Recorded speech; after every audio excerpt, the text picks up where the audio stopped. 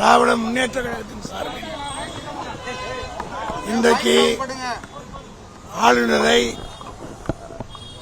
மூத்த வழக்கறிஞரும் மாநிலங்களவை உறுப்பினருமான வில்சன், சட்டத்துறை இணை செயலாளர் பரந்தாமன், சட்டமன்ற உறுப்பினர் அருமை சகோதரர் ஆஸ்டின் அவர்கள் 4 பேரும் ஆளுநரை சந்தித்து தமிழ்நாட்டில் நடைபெற்றுக் கொண்டிருக்கிற குதிரை பேரம் மற்றும் அதிகார துஷ்பிரயோகத்தை குறித்து ஆளுநரிடத்தில் நேரடியாக விளக்கணும்.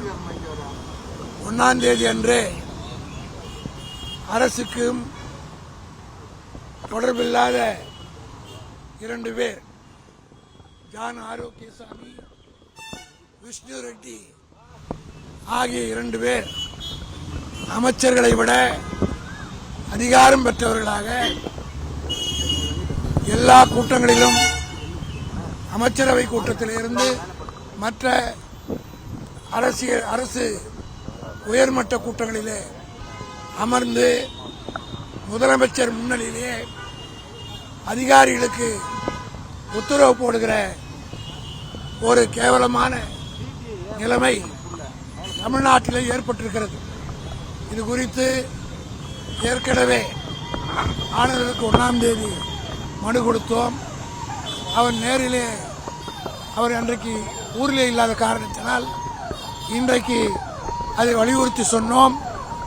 ஆளுநர் அதை மிகவும் கூர்மையாக கேட்டுக்கொண்டார். அதோடு மட்டுமல்ல, அவர் சொன்ன ஒரு வாசகம் எங்களுக்கெல்லாம் மிக மிக மகிழ்ச்சியாக இருந்தது.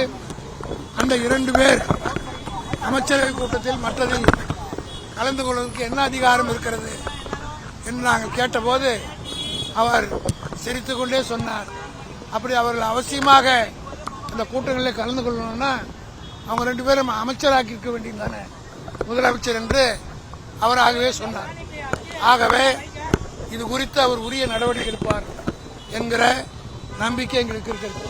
ஏன்னா இதுவே அவருடைய சஜஷனாக வந்தது போது பார்க்கிற போது இது தவறு என்பதை மறைமுகமாக ஒத்துக்கொள்கிறார். இந்த ஆட்சியில் நடைபெறுவது தவறானதுதான் என்பதை ஆளுநரே ஒப்புக்கொள்கிற அளவுக்கு அவருடைய பேச்சு அமைந்திருந்தது.